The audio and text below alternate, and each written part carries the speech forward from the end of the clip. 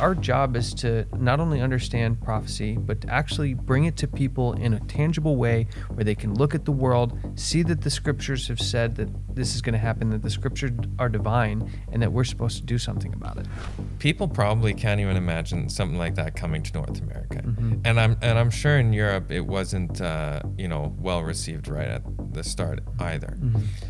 As things progress more and more and more, they're forcing you to make this shift. I just want to pause, and I highlighted the all because there are people who think they can sit on the sidelines for this thing. Yes. And they think, well, I'm not going to have to make a choice, and I'm not going to have to. Yeah. It's just not possible. All will have to make a choice. Yeah. All will be involved. What you're saying is that it's reasonable that they can tell you when you're allowed to leave a certain area. Yeah. That's how people are getting so brainwashed. Oh, that sounds reasonable. And then they'll add another clause. Oh, that sounds reasonable. That sounds reasonable. And they just work you down the thing until you're a frog that is totally cooked. Yeah. And what I'm hoping people see is that this fourth industrial revolution is real. Since the start of 2020, it's really begun. It got under the skin with the treatments, and now we're seeing it has been accelerated. Most people think that it was just about the health treatments, but we see there's actually like plans within plans. Yeah. And that there's a broader push to digitize the whole world.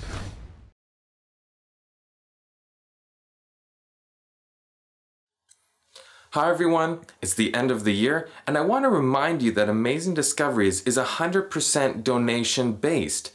We haven't quite reached our annual operating budget, and it's your support that enables us to produce projects like Truth Matters or other Amazing Discoveries content.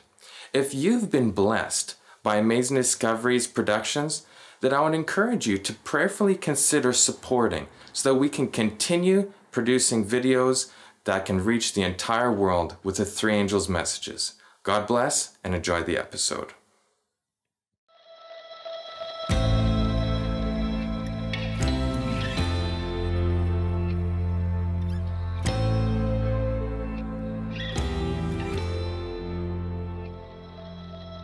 Hi everyone, welcome back to Truth Matters. I'm MacKenzie Drebit, and with me we have Matt Schanche, as always. Today we're going to be covering a topic about the no buy, no sell. We have mentioned this previously, and we're going to be covering some ways that this will actually or could take place, and also about the CBDC. So Matt has been doing a lot of research into this area. We had an interview actually at ASI where we touched a little bit on this with one of our guests. Yeah, Eva Tompkins. So if you guys want to check that out, that was from ASI. So I think it might be under our live tab. So if you're looking for that video, go to the live tab. It's an interesting intro to what we're going to be talking about, because a lot of people talk about this time where we have this mark of the beast, a term that's used by a lot of people but don't often apply it correctly. And that same mark comes at a time where the Bible is describing that there's a group of people that won't be able to buy or sell. Yeah. And for me, for a long time, I wondered, like, how could this be possible if somebody can just hand cash or money to somebody else in a private transaction? It seems like you'd be able to skirt that, but the Bible clearly shows that, like, there's a group of people that can participate and there's a group of people that can't. Yeah. And so there's been some pretty major developments. Maybe some people have heard some about these things, whether it's the blockchain technology, whether it's FedNow, or some variation of it within this whole ecosystem of stuff. But it's very clear that a change is coming. And so what we're going to try to do, it's a bit different maybe than some of the other episodes we've done before, because it's like almost like trying to explain the internet before the internet happened. So to explain why the internet could be, furthering an agenda, you have to understand what it is first, and how does it fit within this whole structure of power, and whose priorities are being put at the top. And so hopefully these next couple episodes we can really break down for people what's happening, what it means, how it works, And then in the future, we'll dive deeper into the roles like people like, say, Elon Musk and Jared Kushner and Peter Thiel and Sam Altman and George Soros. Like, how do these individuals play? Lucius Trust is Some involved. of these heroes or anti-heroes in the Where do they story. fall in the scope of Yeah. things? Do we even know some of the names? You know, sometimes you get focused on names like Elon Musk. You don't even realize there's a guy like Peter Thiel behind there. And he's just as powerful, just as rich, and they all come from the same place. I mean, Elon and Peter started PayPal together. And these names are some guys that we're going to cover in the next couple episodes so that people are aware of who these guys are, what their roles are. And then in the future, because this is more to dissect kind of the inner workings of what's coming and what we should do, we'll talk about in later episodes as well. Yeah, and results like in respect to like country living, how people can actually How can you avoid this system? Yeah, do your best to mitigate by God's grace through prayer and faith, mitigate what these things may be. Yeah. And so our goal, while it's not as typical as like going into just end time Bible prophecy and looking at dragon, beast, false prophet, we're just trying to pull apart so people can see, especially for those people who don't maybe believe some of this stuff, that like a no buy, no sell system is definitely coming. Yeah. And we even saw during some of the health crisis stuff, people being debanked for their views, people having bank accounts frozen for supporting certain things. And before you know it, like the conditions, if you just had the right technology set up, you could make this happen. And there has been a major breakthrough in the technology and the adoption of it, which then leads us to our, the place where we're at our no buy, no sell system. So we're going to look at the development of the final financial system for the world. And as we get into this, we only are covering this because there is a prophecy about no buy, no sell. And there are people who sometimes say, well, are we even supposed to understand prophecy? Well, the testimony of Jesus is the spirit of prophecy. And we see in Ezekiel, as we kind of looked at in the previous episodes, it says that we are supposed to warn people. Thou shalt hear the words at my mouth and warn them from me.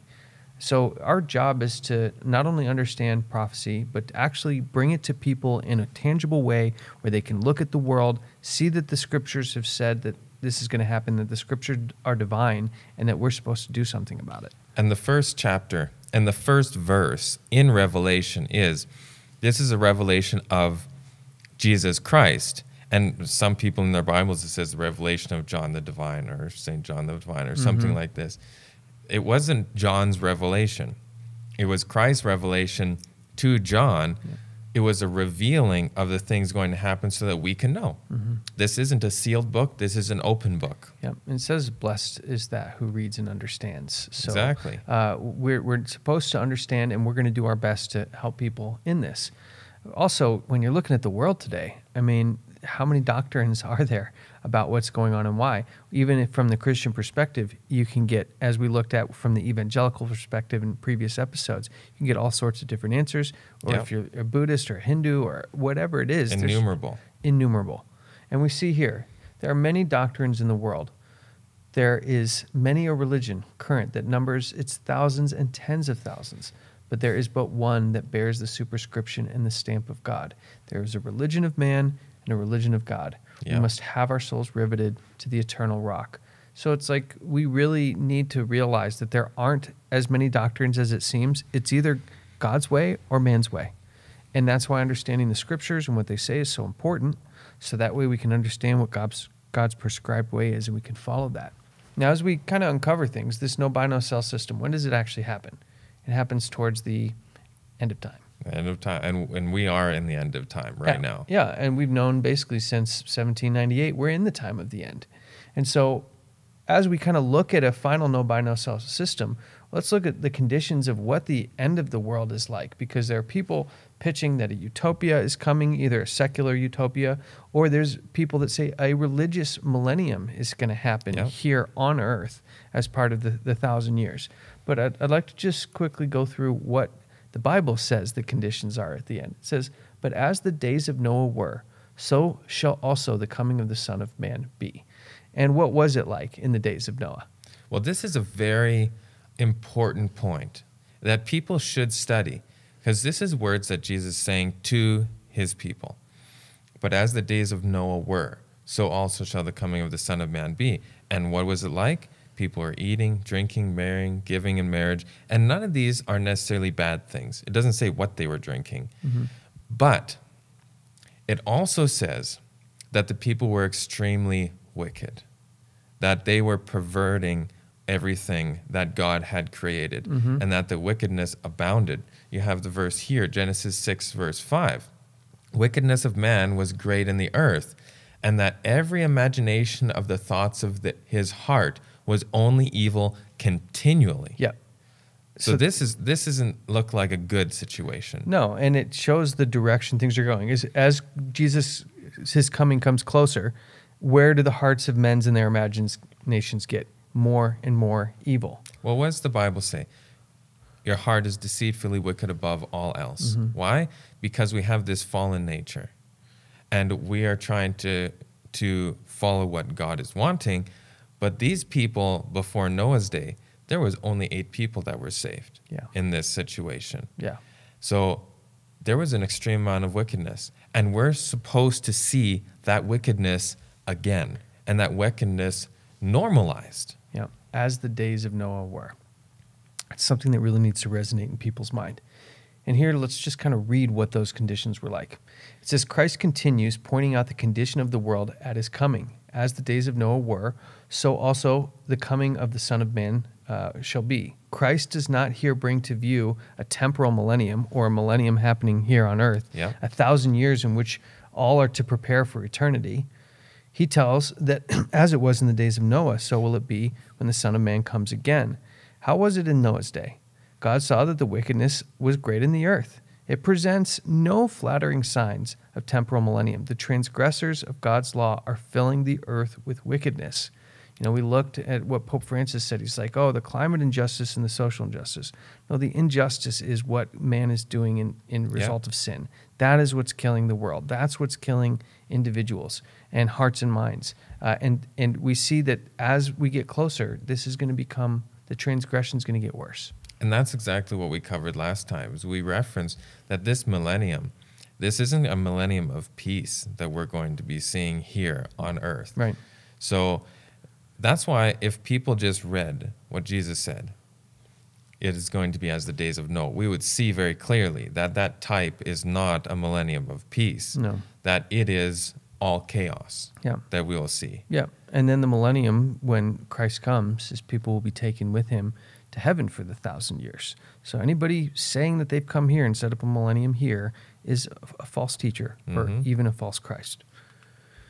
So let's look at where we see this no buy, no sell in the Bible. We see it's in Revelation 13, a chapter we cover a whole lot, because so much of it relates to what's coming in the end of time and the specific power that's going to be the catalyst to getting all this done, which we've looked at time and time again as American Protestantism being the main catalyst to allowing this system to occur.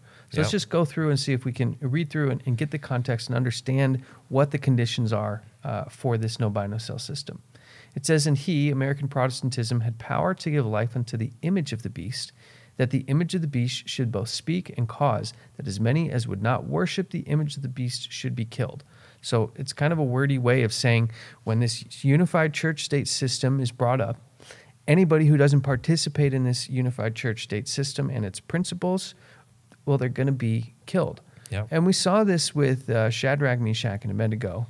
And I should give their proper Hebrew names as Hananiah, Mishael, and Azariah. Yes, because I know Pastor Skeet always says, stop referring to them in the Babylonian and give them their proper names. So thank you for that. That we saw this already happen before, haven't we? Yes. Because there's nothing new under the sun. And so when people want to understand kind of what this might look like, go reread that story of what they went through. They set up a literal image. Everyone was meant to bow down. And if you didn't bow down to the image, you were literally killed. It's basically word for word, verse 15. Yeah. And, you know, when we look at that, if we read, I believe it's in 1 Corinthians 10, verse 11, it says, all of these things are written for those who the ends of the world have come. So all the stories in the Bible are actually types that we look at to see what the end of the world is going to be. So here we have an image going to be set up. You'll be killed if you don't worship it.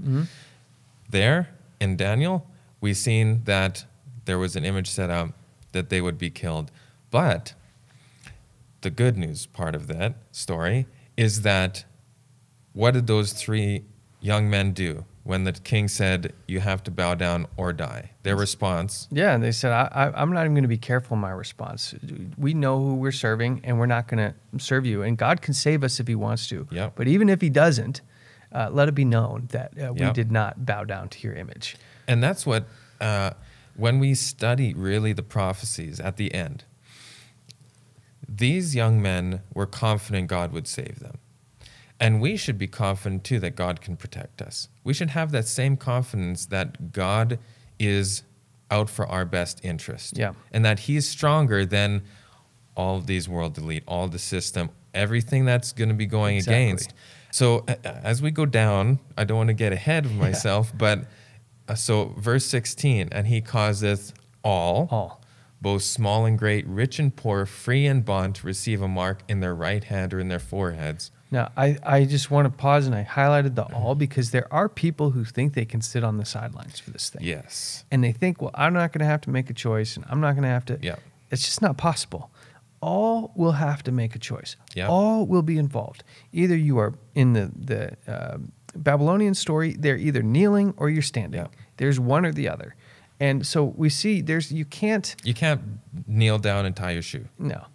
It's going to be part of your personal choice, either you're serving for or against. And then we see, continuing on, that no man might buy or sell.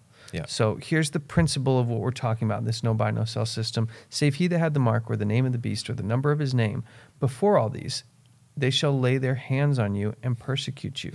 So before the mark of the beast happens, before this no buy, no sell system happens, it's saying, but before all these things, they're going to persecute you. And we saw in previous episodes that's the American Protestant daughters are going to do what the mother did and persecute. So there will even be an element of persecution before this even comes out, delivering you up to synagogues and into prisons, being brought before kings and rulers for my name's sake. Now, I want to pause there again, because there's a couple elements that we have to, when we're studying, we can't miss one word. Mm-hmm. And we don't have time to go through every single word here. But it references this no buy, no sell, which is exactly what we're talking about today. Mm-hmm. And then it says, but before this, then, in prison, all of these things. So as this system keeps building, we're going to see a progression. But the encouraging thing about this progression is that there is a progression. And the way that I look at it is, okay, they tried to put you in prison, but obviously it didn't work. So they have to do no buy, no sell. Well, that didn't work because these people knew ahead of time, they read the Bible, and they were ready for that. So now they're going to have to up the ante again and say, we need a death decree to take these people out because the rest didn't work. And at that point, we know that God is going to protect us. That's what it says throughout the whole Bible. Mm-hmm. It says this time of Jacob's trouble, what's called during this death decree period, but God will deliver you out of this. And so we have this promise that as long as we're faithful, some people think, you know what, if I can just stay away from all this, if I can stay away from even being associated with the good people, then it'll be easier for me. Because if I don't know this, if I don't, push against the system, I don't even want to be around people who are pushing against the system. But no, God's blessing is on you when you will honor him. And I don't mean pushing against the system in an aggressive way. Right. I just mean... just preaching the truth, the same that it's always been. And not letting yourself compromise. Right. Yeah, and when you look at the apostles, what did they do then? They kept throwing him in prison and had to let him go. Mm-hmm. And even if they wouldn't let him go, the shackles would fall off of him. And so it's like we can't shy away, but we can't do anything without the Spirit of Christ with us. So it's not an evil uprising and getting all the bad guys. It's praying for them, asking for their forgiveness on their behalf because who knows who's praying for these people? Maybe no one is. Yep. So it's our job to do everything with the Spirit of Christ, but we know that this is coming. We know the power that is going to at least initiate it before, maybe it goes to the rest of the world, but that a no buy, no sell system is coming. And we see Spirit of Prophecy confirms this. The time is coming when we cannot sell at any price. The decree will soon go forth, prohibiting men to buy or sell of any man save him that hath the mark of the beast. And that's consistent with Scripture. And we know we don't want the mark of the beast. Correct. So we want to be one of those who can't buy and sell. Yes, it's a blessing to not be able to buy or sell in the end, because it means you're doing something right. Yeah. It also means you're putting all your trust into God, because our very food sources may be questioned. So we really have to use this time, the day of the Lord's preparation, to get our hearts and minds ready to totally trust God. And, it's easy to say it, but I think God's all going to take us through what we need to be ready for this if we ask him for help. It says, religious powers aligned to heaven by profession and claiming to have the characteristics of the Lamb will show by their acts that they have the heart of a dragon, and they are instigated and controlled by Satan. The time is coming when God's people will feel the hand of persecution because they kept the holy seventh day. Yeah. So again, consistent with what we've talked about from the beginning, that this religious, we're the good guys, this new revival of conservatism is going to say that they have, by our acts, we're the good guys, but really they're working with Satan, and they won't speak according to the word. And that's where you have to, when studying this, what's the mark of the beast? What is the seal of God? Because you have these two groups. You have Revelation 7 and Revelation 14, which is this group that is the seal of God. And you have another group that has the mark of the beast. There's only these two groups, and you have to pick one. You can't decide to be in the middle, like you said. Yeah. And knowing what that seal and what that mark is the critical aspect so that you can make the proper decision. Yeah. And we've talked about this before. Yeah, and if you want to go back and look at our Sabbath Sunday, where did Sunday come from? And we're going to wrap it up with a third episode at some point. But what we're looking at is where we sit today. We can buy and sell. Soon, there will be no buying and selling for this group of people. And so now we're going to kind of look at what this possible structure looks like. Mm-hmm. Now, does that mean every aspect of what we're looking at here today will come to fruition? Not necessarily, because we just in the previous couple episodes looked at how there's this Hegelianism going on. Yep. There's pushback on certain things. But we saw also in the pushback there in alignment on other things. So what we're going to try to do is look at what the information we have today, how this no buy, no sell system could be coming to fruition, what they're saying it can do and how it can be used, and whether it gets to that point or not. That what's certain is this technological shift in being able to basically monitor every transaction and control it, it seems to be coming no matter what. Yeah. And so what we're going to try to do is use this chart. This couple episodes, we'll be going through this chart and kind of giving some context for people who have maybe never heard of this or heard parts of it, and give it a proper place within the larger ecosystem of what's happening. And we'll start from like a top down, so we know the end result. End result is a no buy, no sell system. But in order to get to that system from where we are today, there needs to be a transformation, a shift. And we've heard the narrative coming from these global organizations that's called the Fourth Industrial Revolution. And we can say that that equals this digital transformation. So to have this Fourth Industrial Revolution, we've got to shift. This digital transformation needs to happen for this Fourth Industrial Revolution to occur. And as we're going through this, we'll try and break it down in sections. It looks like a lot of information here. It's not as confusing as your first glance. Yeah. And we'll get the guys to, help with putting some circles around highlights. the areas that we're trying to focus on. And right now we're going to focus on the part right below the no buy, no sell. And we see that, let's first start by proving that there's this Fourth Industrial Revolution coming, and that things like the health crisis, the Russian-Ukraine war, the Israel-Palestine conflict, hyperinflation, the banking crisis, and what could be a cyber pandemic on the horizon, these are all really tools to accelerate this transformation. And we have some very interesting documentation, especially on the Russian-Ukraine war, about how maybe this was pre-planned to accelerate the Ukraine's role in becoming smart cities, digital identifications, and blockchain technology to rebuild what happens from this war, and I wouldn't be surprised if the same thing happens with Israel and Palestine. So let's first start by looking at how this fourth industrial revolution was impacted by the health crisis that we saw. And you see, the difference of this fourth industrial revolution is it doesn't change what you are doing. It changes you. If you take genetic editing, right. Just as an example, it's you who are changed. And of course, this has a big impact on your identity. COVID-19, if anything, has accelerated this ongoing industrial revolution.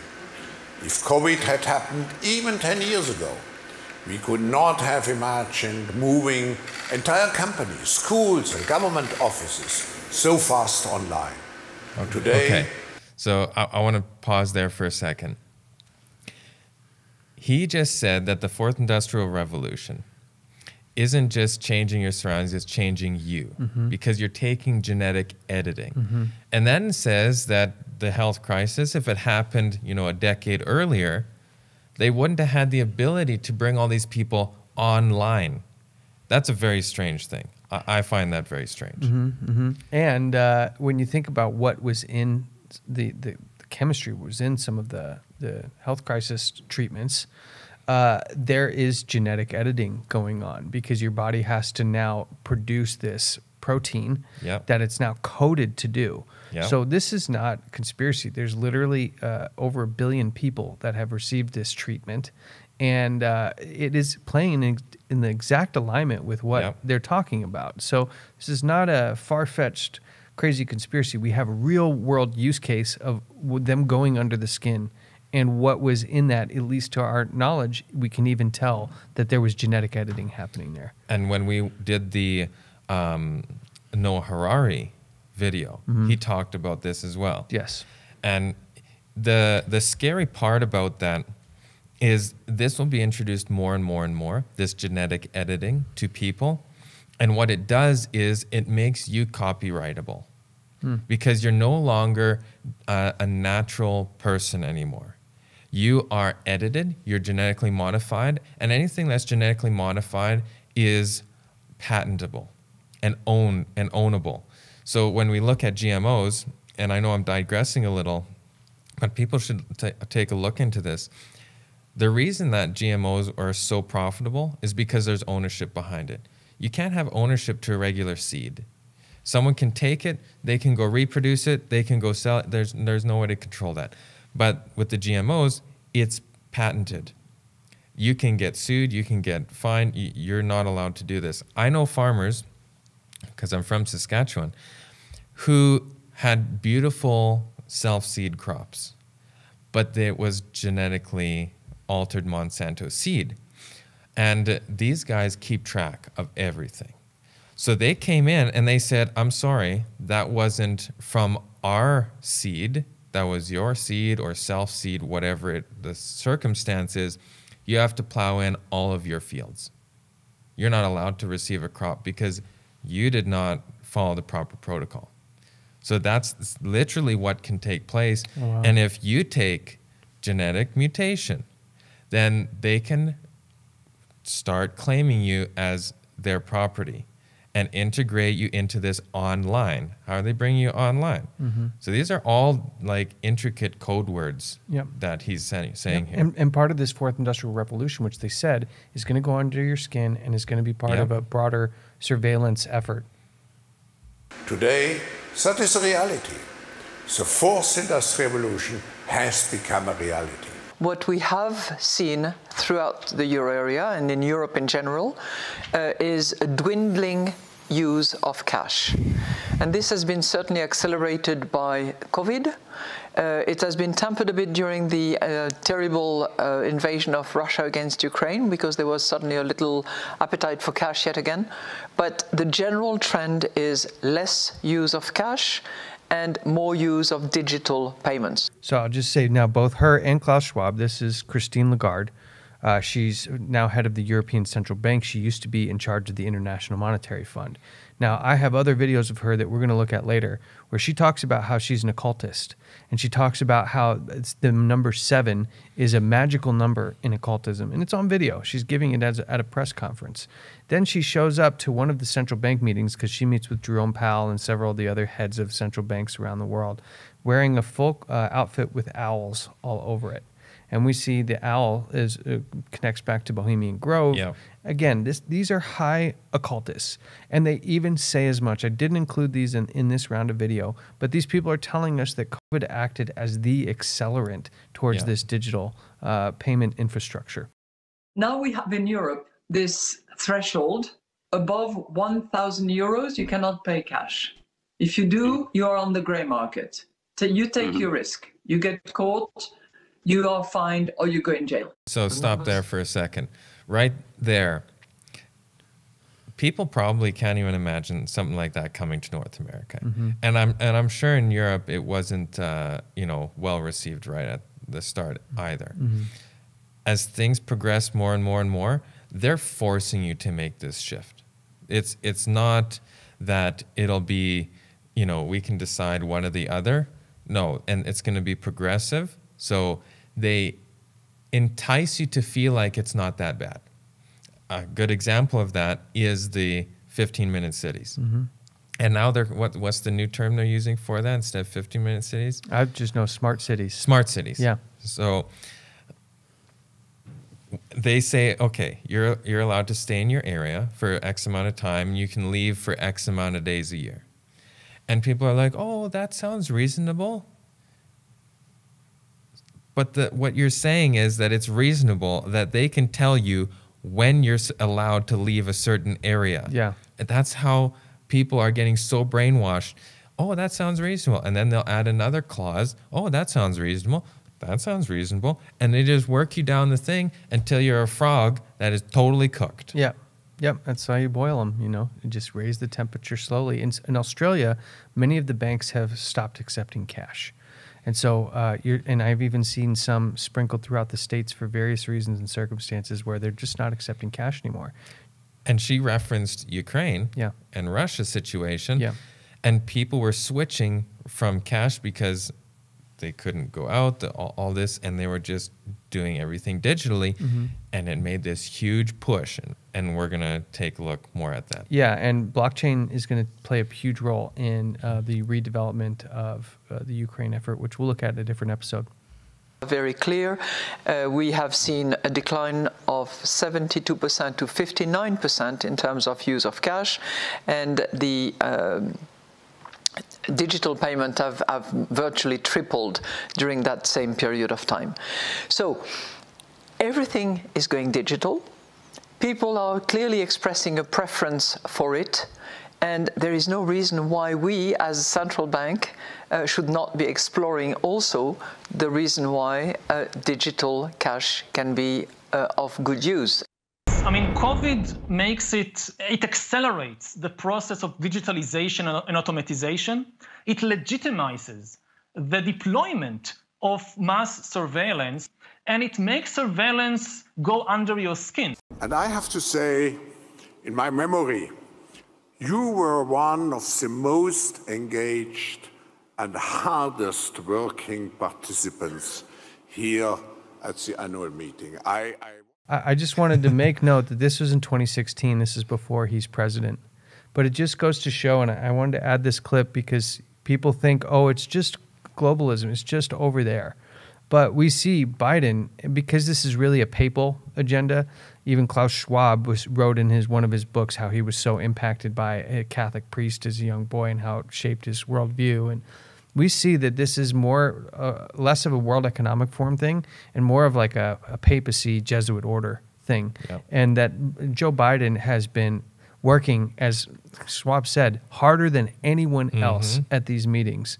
I think it's just very insightful to show that America is as entrenched in this at this stage as possible. Now, we'll see if Project 2025, the Hegelian side of this, has its way, but we see that the inroads are very deep with this whole fourth industrial revolution. I watched you in the morning up to midnight sometimes, one engagement after the other one. Dr. Schwab, I'm flattered you'd asked me to keynote. There's an expression in my old neighborhood back in the United States. This may be above my pay grade. It's not above yours, though. You've written extensively. Pause for a second. That's quite the statement. Yeah. That this is above his pay grade, but it's not above Klaus Schwab's pay grade. And what's interesting is Biden recently, he's not been doing well on his public speaking. He's making a lot of blunders and looking really bad. When he was walking off stage recently, when asked about the House Speaker situation, which we covered in the previous episode, they said, "What are your thoughts on the next speaker?" And he just turns around with the creepiest smile and like stares at the audience for a second and says, "That's above my," mumbles, really, "That's above my pay grade," and just wanders off. And it like makes you wonder, this is before he was president, but now he's saying this stuff in 2023 as president. Of course, I'm not sure how much the guy's all really there. And he's using the same language. This is above my pay grade. He really likes this phrase. But when he's saying that as the president of the United States, and that's supposed to be top of the food chain, it makes you wonder, how is it above his pay grade when he's supposed to be at the top? On the topic that you've asked me to speak to, mastering the fourth industrial revolution. Well, that was quite something. Yeah, I would say so. And what I'm hoping people see is that this fourth industrial revolution is real. Since the start of 2020, it's really begun. It got under the skin with the treatments, and now we're seeing it has been accelerated. Most people think that it was just about the health treatments, but we see there's actually like plans within plans, and that there's a broader push to digitize the whole world. Now the question is, digitize it to what? This is what takes us to our next piece. What do they want to transition us into? We see there's a technological aspect, but what is the framework? Is there something identifiable that we can actually look at and say, what are they trying to do? And I believe that's where we see the economy of Francesco come in. Now, just to give a quick summation of what that is, the economy of Francesco is a term to describe a financial system and system of thought that stems from the encyclical Laudato Si. So when those principles are enacted in the world, it forms this system called the economy of Francis, or the economy of Francesco. And when you're dealing with a papal encyclical, well, then the authority that everyone's following is the one who authored the paper. That would be Pope Francis. And really, because Pope Francis is the very first Jesuit pope in history, you also have to consider that the Jesuit order is involved. And because Vatican Bank is part of this, and this is all about finances and technology, the Vatican Bank is also involved. And so as we're looking at how this structure works, if this fourth industrial revolution is to move us to this economy of Francis, what is that economy of Francis or Francesco? Let's take a quick look. And you have to remember that these encyclicals aren't just, nice thoughts. Yeah. These are supposed to be like words that are divinely inspired. Right. These are supposed to be things that are drastically implemented, that they think are said, if you could say, like ex cathedra. This is God's given message that needs to be said. Yeah, I think encyclicals are one of the highest forms of papal writings you can get. So it's not just some throwaway document of an opinion piece. And so as we look at this, the first thing we need to establish after seeing, okay, there's an industrial revolution coming, well, what is it? And what we see is Francis has spent a lot of time talking about how the financial markets and specifically capitalism are destroying the earth, and it's a broken system. There's a book called This Economy Kills, Pope Francis on Capitalism and Social Justice. And it says, Pope Francis says that the coronavirus pandemic has proven that the, quote, magic theories of market capitalism have failed, and that the world needs a new type of politics that promotes dialogue and solidarity. When we looked at the Abraham Accords in the previous one, this is all about dialogue and solidarity. So here's the idea, is to unify. And this economy which is made the envy of most of the world, this place where you can have the American dream. Someone from another country can come and have a good life in the middle class, where most countries don't even have real middle classes, especially historically. America was very unique in that it had this prosperous middle class. You didn't have to be abstract poor or obscenely rich. You could have a good life in this system. And Pope Francis says that system's broken. And what he wants to change it to is something called inclusive capitalism. And there's actually a website from the Vatican called inclusivecapitalism.com. And you can go there and see all these organizations from all around the world that's saying, yes, Pope Francis, we do need to change this economy. We do. We're going to enact these principles of Laudato Si through this economy of Francesco. And it says inclusive capitalism that leaves no one behind, that discards none of our brothers and sisters, is a noble aspiration worthy of our best efforts. So again, it sounds like nice, but when you look under the hood, it ends up with this. Yeah. Inclusive capitalism is the same thing as the UN goal of 2030, you'll own nothing and you'll be happy. It's really communism. Because, let's leave no one behind, but no one should also get ahead. Right. So you have no say. You own nothing. We'll give you what you need, what we determine you need. And Right. we talked about this in the book 2052. Yep. And you'll be happy. Yep. And I want people to really associate inclusive capitalism equals you'll own nothing and you'll be happy. Yeah. Because this is the religious side, this is the civil side. It's church and state. And so we see the ideology is one and the same. And the way they're attacking it is by saying this economic system is broken. It says we cannot live with the economic patterns that come from the liberals and the Enlightenment, nor can we live with an economic pattern that comes from communism. So he's kind of pinning these two ideologies. He says, no, scrap all that. We need a Christian economy. But again, when we define what Christianity is, well, there's two main versions. There's Protestantism and Catholicism, and then you have the Orthodox stuff. But generally, when he's saying Christianity as the Pope, whose version of Christianity is he talking Catholicism. about? It's very clearly Catholicism. It's certainly not Protestantism. So when we're saying what is this Christian model, it's the adoption of Catholic social teaching into the economic model. And there's actually a document put together that we have a number of in-depth slides on. That's not what these couple episodes are for. We're just trying to build the frame of the house so we can fill the house in later. But there's an actual document that breaks down what integral ecology means. It's kind of like the Project 2025 document, but for the economy of Francis, where it goes through the practical steps that people can have on the local level that can make these changes and implement them to make this new system. But when you look at it, it's really just put in the mind that the economy of Francis is centralized religious control. And when you look at what the suggestions are and what to change in there, just give people an idea. What's in the document? A new economic model, a new educational model, a new technology model, taxation model, new production of goods, distribution of goods model, a global governance model, and a means to track and monitor absolutely everything. Now, I'll give one example of what is in this document, and it's an example about carbon farming. Have you heard of carbon farming before? Yes. Yeah. Carbon farming is something that is going to be utilized a lot more by bigger companies. Yeah. So essentially what they've created, the whole answer for fixing climate change is taxation. And they're going to create the new item to tax is carbon, because everything has some kind of carbon impact. They now have built this new marketplace based on carbon. And so in this document, it talks about carbon farming. Which is funny because it's not something that the average person can measure at all. No. So it's abstract again. Yeah. These 0.5 degrees, 1.5. Exactly. Arbitrary thresholds yeah. that just they're not really set in place based on anything. They're just there as this like kind of magical. Yeah. Yeah. And so the carbon fits into that model very nicely. And what you have is in this document, it's saying, okay, carbon farming. Imagine you've got 100 acres of land that normally you produce a bunch of food. It's a working active. But with that, you get penalized for the amount of carbon it takes to produce that food.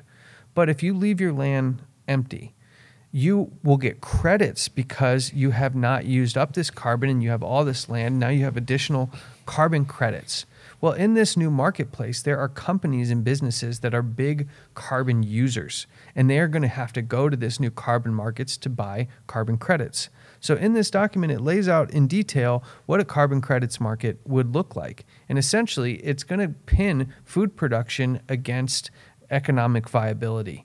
And so you have these companies coming to you, the farmer with 100 acres, and giving you an insane price for each one of your carbon credits that actually makes producing food less economically viable than just leaving the land completely empty. Yeah. I mean, and this plays into the ESG score that are given to companies, given to people, given, it's basically social credit score. Yeah. And you have companies like BlackRock, which we're going to talk about, who have a very high ESG score. Very good. And another thing that people might not know, you can't even get an Academy Award for a movie or motion picture without a high enough ESG score. So if you have a film, you don't have enough of what they require, which is on all sorts of different, I would say, like woke facets. Woke ideologies, yeah. You can't even get nominated. Yeah. So this is being pushed in many areas. It's pushing people to not farm, and we talked about this before in other areas even, where farmers are getting paid out to not farm, or they're getting penalized if they do farm. Oh, you're going to lose your insurance. You're going to lose this. You're not going to be able to do this. Yep. You know, and it's pushing us towards this same system, these ESGs, the carbon credits, being able to sell those, and the other bigger companies that are actually producing more carbon. I use that very loosely. Yes, in this framework. Made up, yeah. Has a better credit score than someone who is producing food or hay or produce that is literally sucking all of the carbon out of the air. Right. Because that's what plants do. Yeah. It's funny that one of the biggest carbon removal plants in the world is being built in the United States. And I'm just like, or you could just plant a bunch of trees. Yeah. But they don't go that route. They don't go the natural route. They make things that take petroleum gas to run to pull the stuff out of the air. It's just hypocrisy. The crazy thing is, if you look at the amount of carbon used by plants, now it's actually dangerous to have too low of carbon. And this is something that everybody can look into. If the carbon levels decrease too much, all life dies. Yeah. So it's very deceptive the way that they're talking about this. They were doing some studies in Australia. You can do this with North America. You can do this with any country. Go to these countries, calculate the average usage of carbon for a tree, and that it pulls out of the air and transfers into oxygen. In Australia, just the trees that they have there gives enough carbon usage to offset everything done in the country of Australia. That's only the trees. That's not including grass. That's not including bushes. That's not including, any of the other produce that's grown there. And this is like a huge thing, that all these countries are actually like carbon neutral or carbon negative because, and one big one is Canada. Canada statistically produces enough oxygen for around a third of the entire globe. So the fact that we're pushing things so hard doesn't even make sense biologically, mathematically, scientifically, all these words that these guys Carrie are was using that Carrie was using. Yeah. And that's why we have to see past some of these things. And we understand that it's an abstract, arbitrary factor that they're putting in here. But people are really buying into this. They sure are. And we also see Project 2025, which we covered, is like pushing against this. So really what we're looking at is we don't know where the dust will settle, but we know that the underlying technology and the same motivations towards worship and Sunday and what Satan really wants, it is all going, and a no buy, no sell system. That's where all of this is going.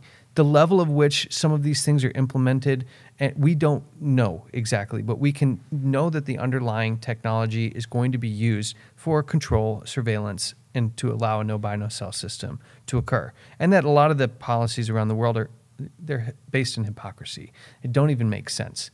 But in order for them to even transition this whole thing, they say we basically need a financial crisis. And we're going to hear them talking about the new financial rails that they're going to build and how they need a crisis in order to get to get us there. Don't let a good crisis go to waste. And let's manufacture one if we need to make things happen faster, which is what we've seen since the start of 2020. They've kind of lined up crisis after crisis to really accelerate some of these things. So let's take a look at this next video.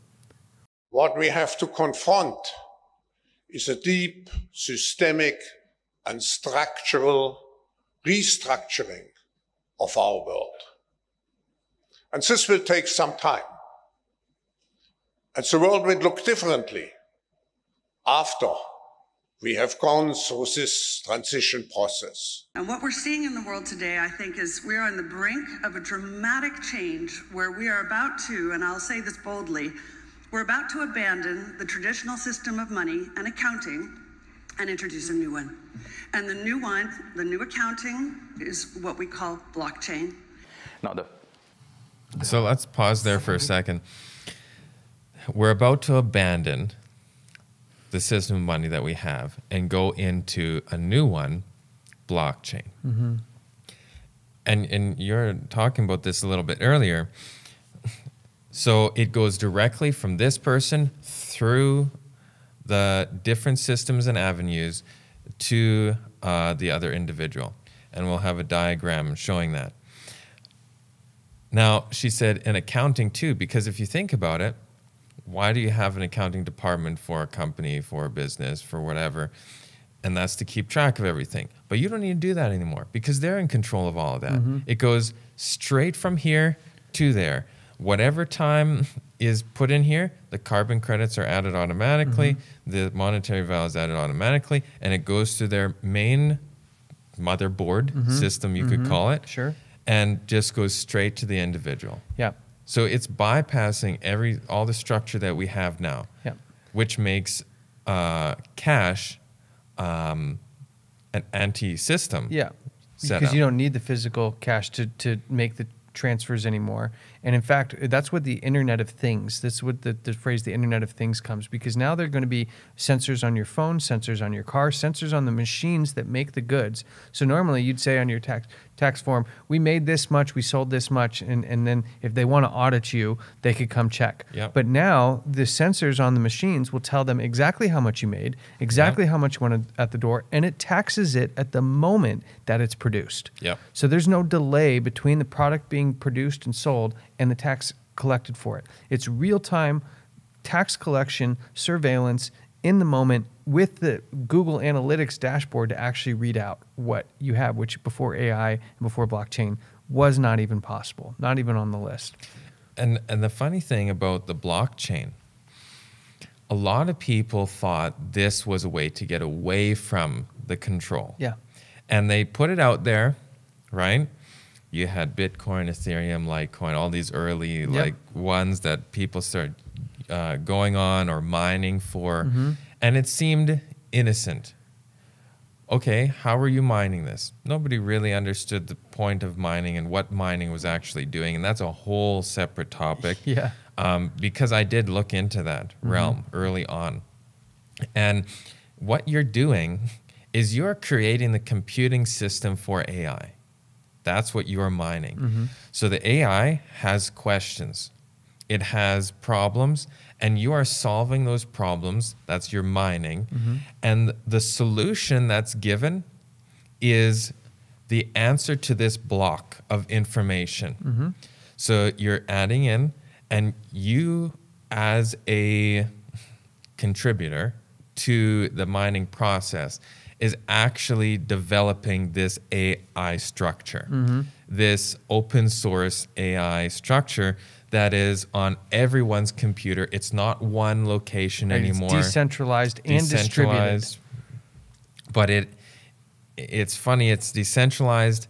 At the same time, it creates this commonality, this common good structure. Yeah, it's a common ledger everybody. with everything on it. Absolutely right. And so, yeah, you have what was initially pitched as this like breaking free from the system, but this is how the devil works. Yeah. Right. He sets it up to make it look like, when we'll maybe touch on Bitcoin in the future, the developer of it, Satoshi Nakamoto, when you translate that into English, it translates into central intelligence.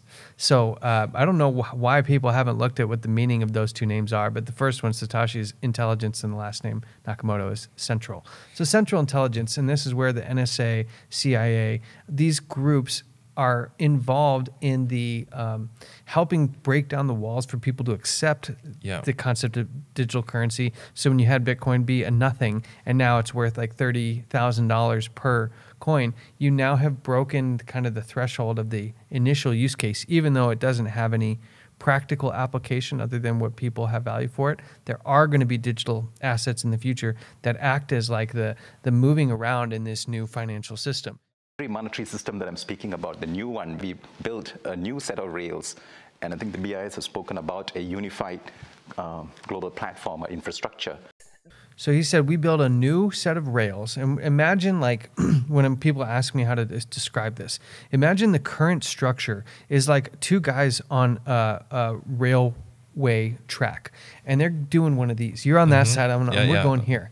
And now the new rails are the high-speed levitation trains that they use in Asia that go 300 plus miles an hour. Think of the difference, like a quantum shift. Yeah. And this difference is like doing for communication, like what email did for communication, it's going to do to the whole financial world. So when we're talking about thinking about what was life before the internet, what was life before email, people will say, what was life before blockchain? Yeah. So it gives kind of this mass scale of how impactful this is. And now he said, after that there would be a unified ledger. Most of what people are going to hear about this technology at this stage is about distributed ledger technology. Multiple ledgers all over the place, which is true. But then those ledgers get taken to a master ledger, a unified ledger, where literally all transactions, everything, all carbon, whatever aspect they want to use the blockchain for, and we'll look a little bit about that later, they'll be able to use this technology to do that. And here, I didn't put on here, but this is the current head of the Bank of International Settlements. Actually, no, she's the current head of the International Monetary Fund. And so carrying off what the last guy said, she's going to talk about this new global framework that they're working on. That if we are to be successful, CBDCs could not be fragmented national propositions. To have transactions more efficient and fairer, we need systems that connect countries. In other words, we need interoperability. So they pitch a lot of this system to be helping the unbanked. It's going to be more fair. The correspondent banking giants like JP Morgan and these guys won't be at the head anymore. It will now be a fair, more equitable world. Yeah. So a lot of this stuff is pitched to us based on the good sounding things. And if we didn't have a fallen world, yeah, a lot of these things could be used for very positive things. But just like splitting the atom led to the atom bomb, it was a great breakthrough, but how do we use the technology? And it's been their goal from the beginning, interoperability, getting everything to talk to each other, all data sets from different sources being able to be put into one central system. That just means unified surveillance. Which means that they can determine, again, where that is going to go and what you can use it for. Yes. And again, like Laudato Si or Economy of Francis, this is all centralized religious control in the form of various technology and functions. And for this reason, at the IMF, we are working hard on the concept of a global CBDC platform. For example, in cash, we don't know, for example, who's using a $100 bill today. We don't know who is using a 1,000 peso bill today. A key difference with the CBDC is that central bank will have absolute control on the rules and regulations that will determine the use of that expression of central bank liability. And also, we will have the technology to enforce that. Yeah, there you go. So they will determine what that can be used for. Yeah. They can program that in, if you're allowed to use it here, there, and what they determine, because they own it. Yeah. Right? Yeah. Well, they own their central bank digital currency. So each region would have its own central bank digital currency, and then that region would be able to determine what the rules were. But as they do now, the central banks coordinate and they talk. One lowers their rates, the other tends to lower. One raises, the other tends to raise. So we see there's coordination between those entities. And even within that, like, who is the World Bank? Who is the International Monetary Fund? Who is the Bank of International Settlements? Do they have individual users as their top priority? And certainly not. So you start to look at these transnational financial organizations having a tremendous push on how, even down to your and my wallets, how we can now use and spend money. And so more and more, we're seeing this push towards justifying the use of central bank digital currencies. And we're going to see in a little bit maybe an event that could happen that could really act as a catalyst for people accepting this, where right now maybe they are not interested in accepting it. The one final note I will make is that if you think about the benefits of digital money, there are huge potential gains. It's not just about digital forms of physical currency. You can have programmability, units of central bank currency with expiry dates.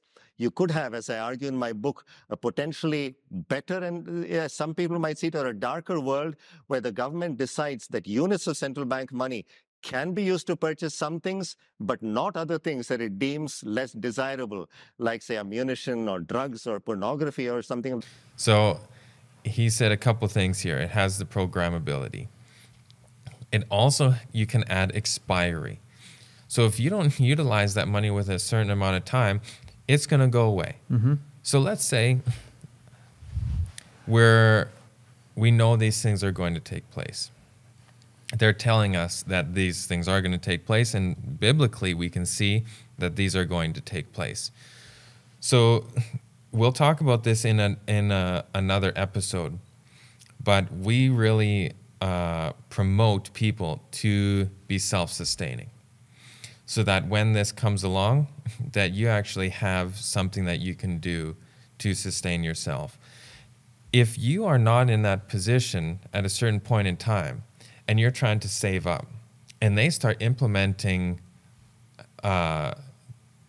dates that you will lose your currency is expiration there's no dates, saving, or a negative interest rate like we were talking about,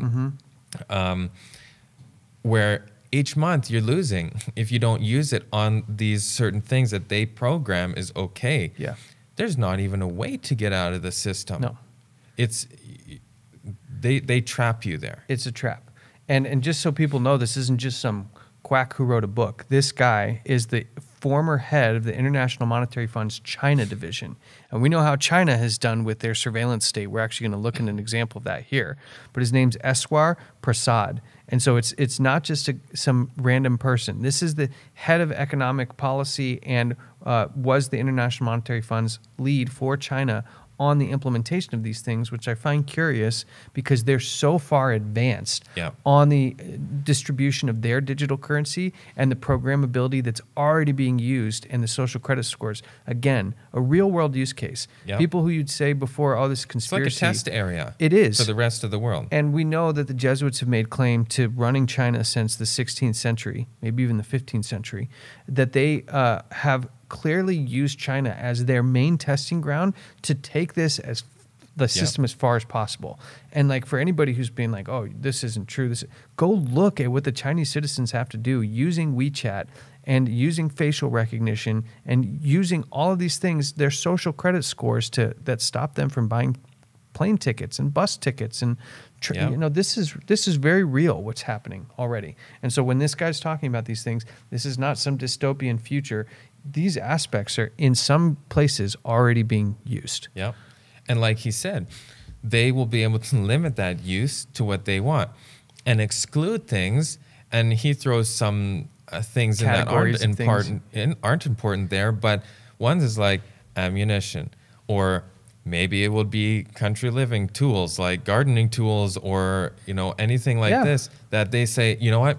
No, we don't approve of that because, well, this goes back to even in the States right now, there's certain areas you're not allowed to have a garden because it's dangerous for people to grow their own food because maybe they're introducing, bacteria or things or whatever. Yeah, they can make any justification they wanted, really. And so they say, no, we're going to X you off of these things because that's dangerous for the common good.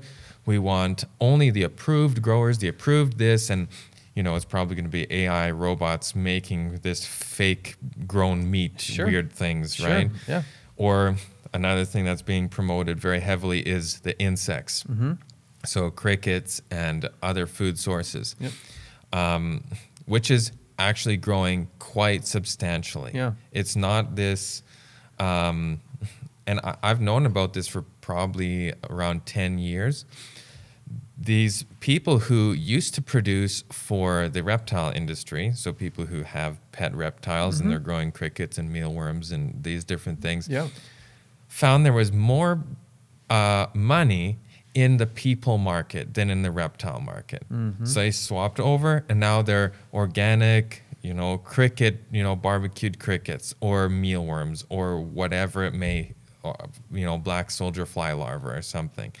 So this is what they're really shifting to. You own nothing, be happy eating bugs and whatever else that we determine that is sustainable for you. Yeah. And this sustainable thing, again, is amazing. This is even promoted on,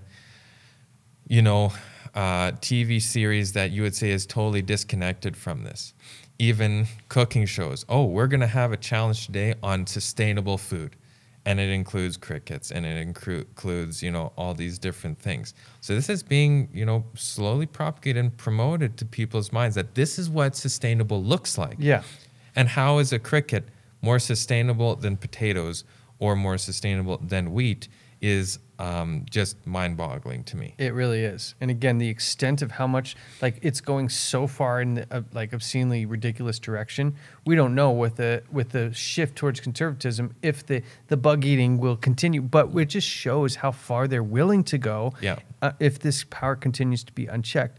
But regardless, the shift towards more control, less privacy, and the centralization of power seems to be the main narrative that we're hearing in this. Yeah. And that is very powerful in terms of the use of a CBDC. Where are they traveling? How are they traveling? What are they eating? What are they consuming on the platform? So individual carbon footprint tracker.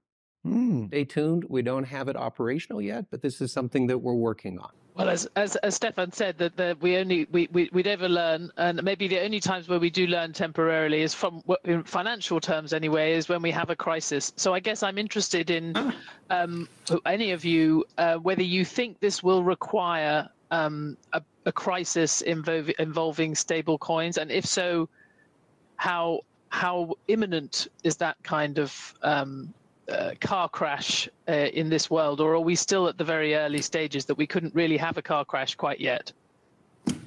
We'll have a car crash, but not quite yet. And I think it's only when we have the car crash that this will get a lot of attention. And I'll just say, when you watch the other characters up here, and when she starts talking about this crash, they all get very strange. And when he says we're going to have a crash, one guy's like, "Oh, don't say any more." The guy in the middle at the top, he's kind of puts his hand up, like, "Okay, enough." So there's definitely, as we've seen, this is not a far stretch to say, historically, they often use crises to get the catalyst going. And here they're almost talking about it as hey, we actually aren't going to get the adoption we need without the crisis. And all this was done post health pandemic, post Russian-Ukraine war. This is all early March 2022 up in the right-hand corner, the Bank of International Settlements Innovation Summit. So they're expecting this, and that's why I think they've taken monetary policy where inflation's gotten so crazy. All the stimulus money, they printed 40% of dollars ever created in a 24-month period. And now we're seeing an explosion in hyperinflation. That is most likely going to have repercussions. And we're seeing it with the collapse of banks. And there's a liquidity issues. And I think we're going to see more and more of these liquidity issues on banks holding all this debt, that it's going to cause this crash. And the way that they're going to save everybody, make everybody whole again, is the introduction of this new blockchain technology. They're going to create a crisis or use a crisis to become the hero. Yeah. And they say, oh, we've got the answer to save the day. And we can send out new stimulus using something called digital dollars, which we're going to look at in the next episode. So let's keep carrying forward. So now we're working through our chart here. And we're seeing very clearly that there is this shift coming, that the financial system seems to be at the focus. And we saw President Biden even in there as part of this. And when you look at the kind of the governmental bodies, you see the Jesuit Order, the Vatican are over the American governments. They're over the United Nations, the BRICS nations, the G7 and the G20. And I just kind of want to take a look at why we say that. Because right now, of just currently of the G20 leaders, forget even going back in the past and seeing how many have been Catholic leaders in the past. You've got almost half the G20 being led by a Roman Catholic. You've got most of the major Fed central banking entities being Roman Catholic, and even 7 of 9 Supreme Court justices, which is the highest law interpreting body in the United States. So if all these share the same worldview, what's the likelihood that that view is going to be implemented into the policy making? And when people say, well, why does it matter if these people are practicing Catholics or not?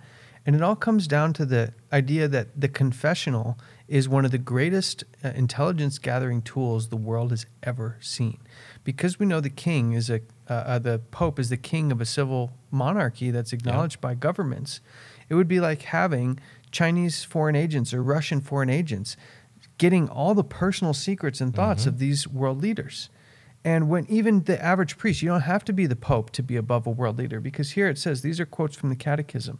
It says, since Christ entrusted to his apostles the ministry of reconciliation, bishops who are their successors and priests, the bishops' collaborators, continue to exercise this ministry. Indeed, bishops and priests, by virtue of the sacraments of holy orders, have the power to forgive all sins.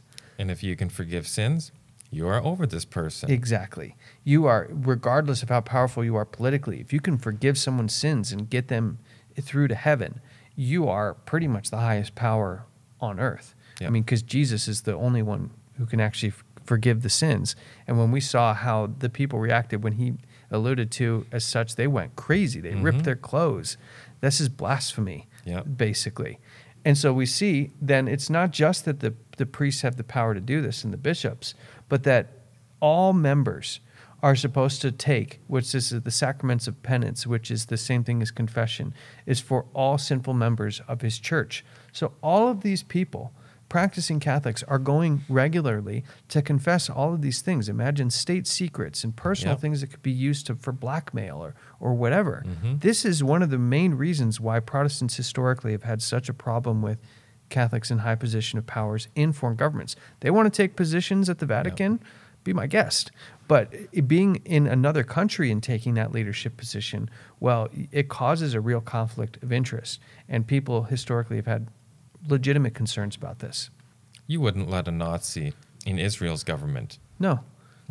Nor would you have any enemy of your country. And I think it's very clear through encyclical writings and many Catholic social teachings and teachers that they hate the Bill of Rights. They hate the Constitution.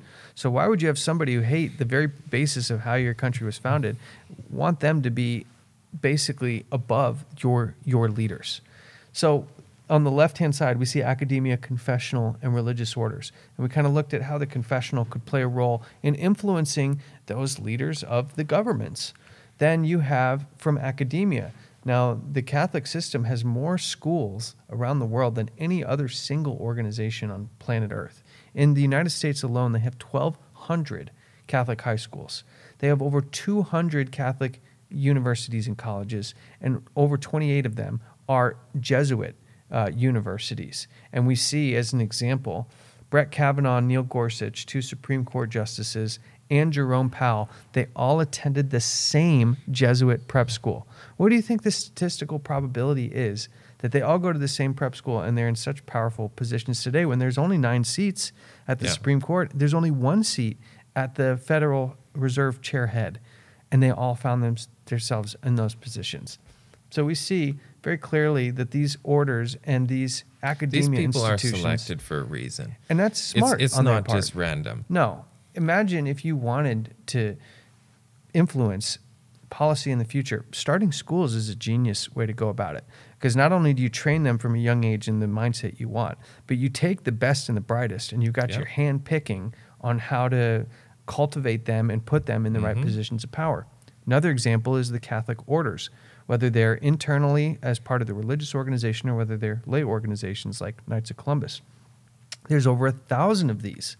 And examples of how those people in positions of power are really in the United States today.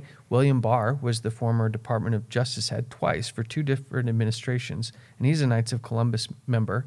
And then you have Gavin Newsom, who's the governor of California, which is the 6th largest economy in the world. You know, recently, the Chinese government, President Xi, he refused to meet with state heads of the U.S. government, but he just met with Gavin Newsom, and they sat down and talked together. And one of the scariest things about California is it matches more and more of China's policy than you could ever imagine. And the common link for them is the Jesuit order. Well, they're removing rights for rain collection, for gardens, all these kinds of things that we're talking about is being implemented there right now. Yes. And so it's fascinating to me that the Jesuits say they control China.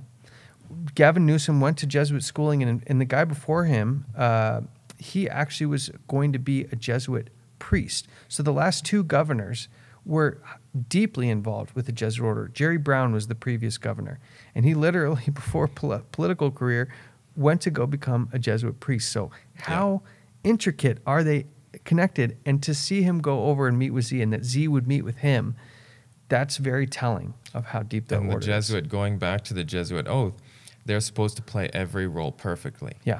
So whatever they're told to do, they will do that role perfectly. So you would not even know. And we'll look at the future about the role of Ignatian spiritual exercises in the process of brainwashing someone to give up their free will. Yeah. It's a very fascinating look. Okay, so now we see academia, the confessional, and the religious orders have a huge influence in the governmental bodies. But if you look on the right-hand side, so do the think tanks. Because we've covered these guys before. Yeah. The Club of Rome, the Bilderbergs, and others. Yeah, we talked about Heritage Foundation in the most recent episodes. So when we look at think tanks and what their role is, it's very clearly in the facet of policymaking. It says think tanks' main output, policy expertise, either in the form of concrete proposals. So like when you see these large bills that get there, it's not the senators sitting down there and at their computers and writing these things up. For months. Yeah, they're generally done prior through one of these think tanks. And then it goes through the staff's editing process. And they move this and they change that and they change the wording here. But the bulk of the work is done by these think tanks. And so it's either the concrete proposals or the blue sky thinking. And it's underpinned by claims that it is evidence-based. The widely used Provost notion of evidence-based policymaking has been a benefit to think tanks as organizations that claim to speak truth to power by producing easily digestible outputs aimed at policymakers who profess to want evidence to make policy that works. And I want to just point out, it says, claims that it is evidence-based. So it's not always the evidence that we would think is necessary, but it's claimed evidence. Yeah. And we have 2 examples that we actually just covered in this. So the role of think tanks using evidence-based information to create proposals. The first one we looked at was that the whole climate change narrative came from the Club of Rome, and probably even prior to Club of Rome, because they had to be kind of, hey, we need a new enemy to unite us. Somebody had to come to them and tell them that. And I believe that was the role of the Jesuit order and the papacy.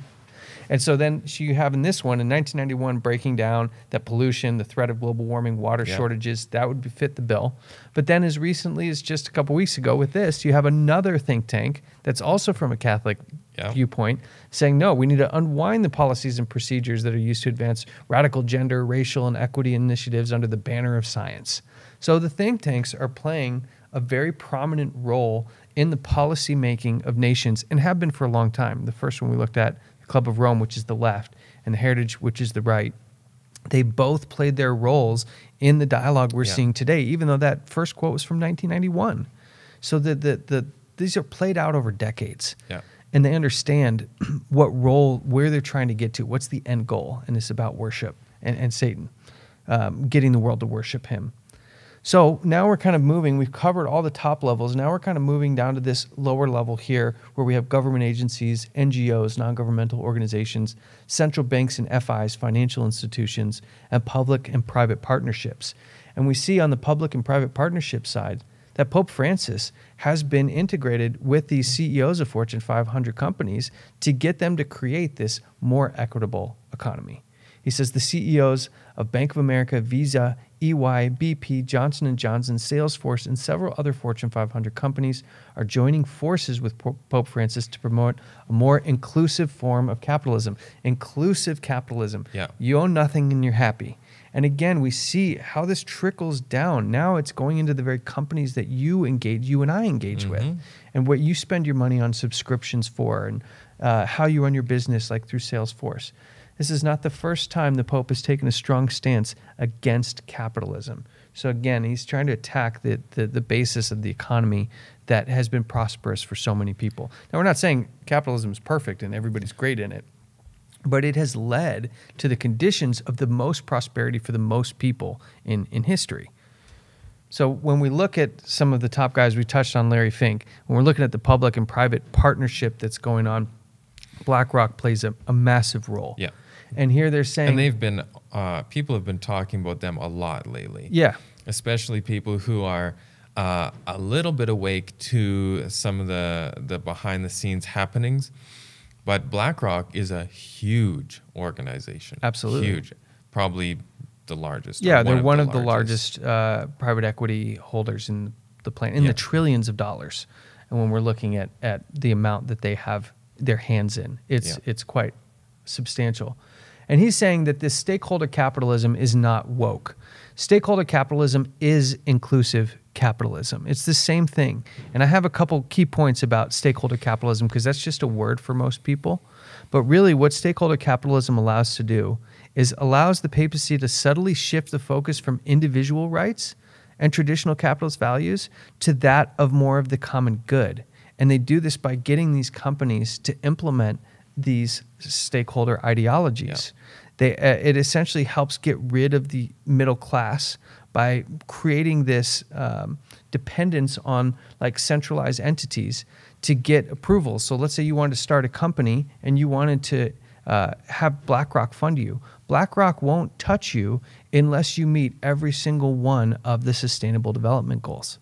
And because it's not just BlackRock, but all the companies BlackRock owns, if any one of those companies you try to go engage with, they now can say, no, we won't work with you unless you implement these specific things. So this will erode the middle class, because now the cost and the barrier to entry to get in is become so much higher and more difficult that people won't be able to start companies that are now lucrative, because there's so many things attached that it eventually stops the ability of anyone but like a BlackRock or a larger corporation. And we're seeing that with the consolidation of banks and companies being eaten up by the bigger guys.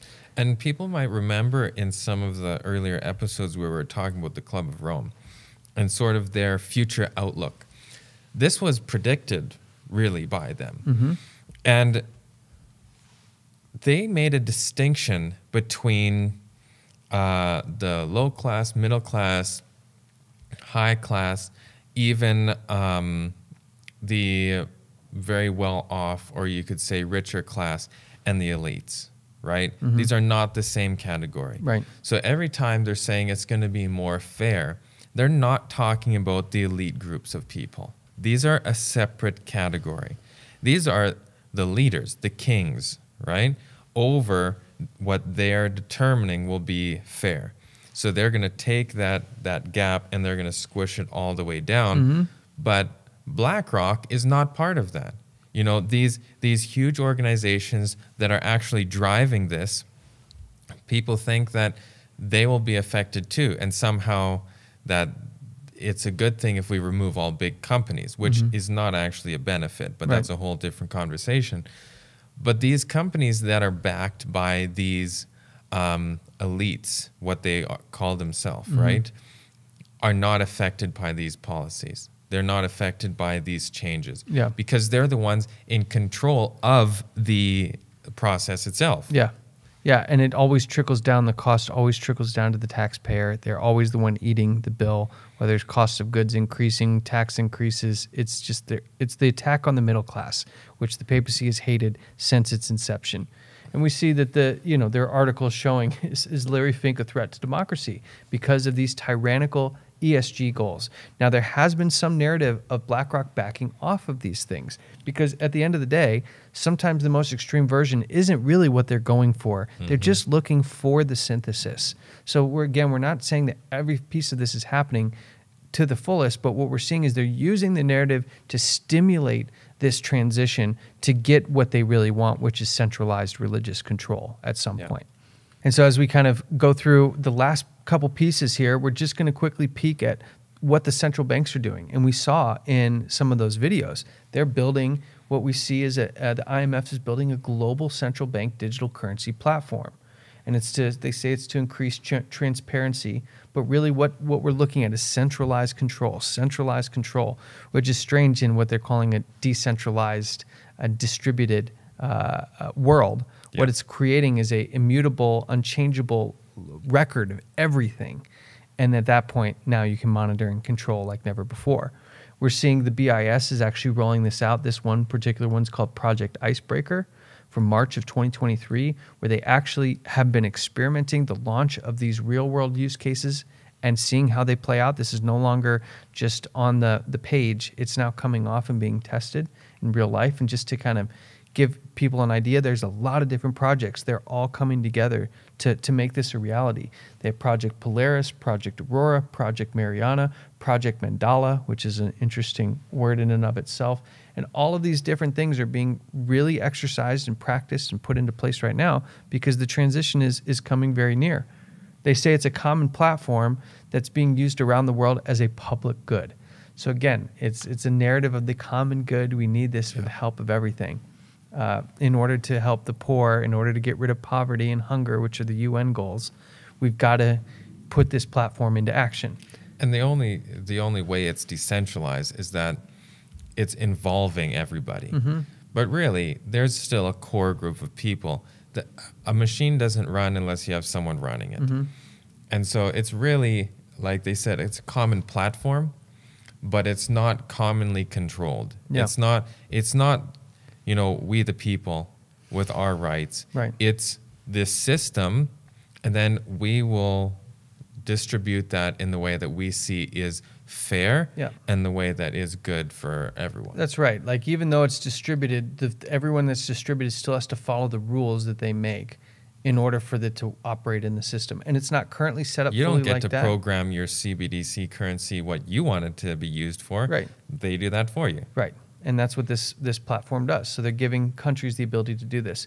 And I wanted to help people get visualization of what this actually looks like because it's kind of hard to picture. But if you look as kind of see, this is the major world economies and how they would operate. On the right-hand side, you have all of the normal payment platforms and companies that you'd see, Facebook and Amazon and PayPal and Tesla and Apple. But as you see, as the money runs through those groups, all they do is go through their corresponding banking partners. Yeah. And then if you look on the other side, here are the actual countries that you have. Japan, the EU, the US, the UK, and China. And those on a national level, forget the private side, but more the public national level, have their payment systems. Yeah. And where they meet in the middle is that middle XRP ledger. Now, I don't know if it'll be an XRP ledger, some version. There will be a main ledger where all of these things go through. Where before blockchain and before this new industrial revolution stuff, this was not possible to get all of these different groups, which were in their own kind of bubbles and then kind of operating. You can now see everything centralized in one, basically, motherboard. And that's how they're portraying this even as a good thing. Oh, you'll be able to transfer from this country to that country. And people are already talking about that. You know, big business guys. Oh, I keep blockchain, currency because I can send a transfer here and it's just like this. There's no delay. And that's the way that if you build a highway that's easier to travel on, people will go on it. Exactly. You've got a bumpy road with all these potholes and everything, and then you've got a nice, smooth, paved road that's very fast and easy on your car. Your car doesn't break down as much. Of course, people are going to use this new road. So the tech is very, very good. It could be very, very beneficial. But of course, we live in a fallen world. There's a toll on this road. There is a massive toll, and you never know what it's going to be and how much and all the other stipulations, but that's a good way to put it. It's like a toll. And so that's kind of to give people an understanding of how all these things connect together. It's putting that brain in the middle that is really what they've been going for. And if we actually zoom into the American portion of this whole thing, this is where something like FedNow, we've kind of waited a while to talk about FedNow, but FedNow is really just a piece in a much larger puzzle. And if we kind of can see how this works, there's Matt on this side, MacKenzie on the other side. I send you $100, you get the $100 instantly, and we don't really think about the in-between. But what you have is, from whether it's individuals all the way up to corporations, all these payment providers that are taking in all of these payments that are now being sent through what's called the FedNow master account. And all of this happens where previously this did not occur. Now every transaction that goes through any organization in the United States ends up going through this FedNow system. So it's centralized control again. And if we're looking at no buy, no sell systems, I remember thinking for the longest time, how could this possibly be? Well, hopefully our audience is starting to see how this can be possible now, because blockchain technology, and we're going to get into that more in the next episode, has really allowed these pieces to become centralized, to pass through one central portal. And this hopefully gives people an idea of what that actually looks like. And it actually is kind of crazy. They use the infinity sign, and there's all sorts of occultism in the language they use in how this works. But they're showing that it's a 365, 24/7 component, where normal banking, you had banking hours, they would close on the weekends, holidays, no more. This will have 24/7, 365, instant, real-time financial transaction monitoring. And with that comes the tracing of everything. Everything. Because it doesn't go from anyone to anyone without all of that being tracked. Exactly. It goes through the FedNow master account, through whatever mechanism that is. So you have $100 in your account, and you're going to purchase whatever it may be that they determine is maybe on like a list of precarious items, and then they're keeping track of that. Yep. And then once you get to a certain level, maybe you'll have a knock on your door, say, hey, you've been purchasing a lot of these, type of goods. You've been doing this. Or you just get a notification that says, okay, you're suspended for X amount of time. Exactly. And you get a notification on your phone saying your social credit score is not high enough to buy this product. Sorry. You have plenty of money, let's say, in this instance, but you can't even use it because there's so much restrictions on it. So this is what this new system allows for. And in the next episode, we're going to start focusing on kind of the lower pieces. What is blockchain? How does artificial intelligence play into this whole thing? What about smart cities, smart cars? And it all comes down to understanding Web 1, Web 2, and Web 3. And we are in this final evolution of Web 3, which is now the tokenization and artificial intelligence, this blockchain technology. And we'll look more into this. But we just want people to know this is all about understanding that the no buy, no sell system is real, that it's closer than ever, that it's the pieces. This is no longer on the page. It's off the page and in the world. And the Lord has told us that he's going to make everything known. There's people out there that are like, oh, if this needs to be exposed and we need whatever realm it's in. It says, for nothing is secret that shall not be made manifest, neither anything hid that shall not be made known and come abroad. So God's telling us in advance that he's going to expose everything. There will be justice served. And while we know there will be tribulation, we know that Jesus has overcome in this tribulation. It's not our battle to fight in the sense that we're going to do it with our own might. All we can do is be instruments of the Most High God with the character of God in doing that, and then we share in his victory. Because it's not our victory, it's his victory. And it's not like he's waiting to win. He's already won. He won at the cross. And now it's our victory to take hold, and we don't have to worry or be afraid of these things, because I have a feeling there's some people that watch this, they're going to be like, wow, or it's don't over. even want to watch it. That's true. Because it's so fearful. Yeah. But he's the fourth man in the furnace, referring back to the three worthies. Nebuchadnezzar seen someone else in there that looked like the Son of God. The Bible doesn't promise that we'll be removed from all tribulation, But it says, as you're going through the valley of the shadow of death, I will bring you through that. Yes. So we have to go through that. That's part of the refining process. That's part of the faith building process. Are you willing to follow me wherever I go? And that doesn't mean we should be fearful. We should not be fearful. We have the promises that are in the Word of God that He will only do to us what is for our best interest. Yep. And if we believe that, we just need to move forward. We need to be aware of what's happening. We need to be aware that prophecy is fulfilling. God gives us that for reasons so that we can see the Bible is true and that we can be ready for the things that are about to come on this world. Amen. And we hope that people listening don't get wrapped up in how serious and intense this is and lose sight of how much Jesus has paid for them to get through this, to look to Jesus and not to the world. Yeah. And hopefully that this helps people, give them confidence that they can go to the Bible because it's already told us that this no buy, no sell system, regardless of if you know the details or not, you can trust Christ to get you through these things. And on that same note, to keep up to date, make sure you join our newsletters. We have events, we have prophecy report, we have a daily Bible verse that gives you encouraging thought with a quote that goes along with that Bible verse. And you can go to there. I believe it's welcome.amazingdiscoveries.org. We have a newsletter, and we do appreciate all your support, whether that be prayers, our financial support. And please like and share these videos. Comment any questions or thoughts that you have. Contact our office with any information that you would like to get a hold of that can help you be more understanding on all these topics and be more ready. And use adtv.watch. Don't use YouTube. Yes. It's such a better experience if you haven't gone there. I know we kind of talk about it at the beginning or end of each episode, but just go there. Just go try it.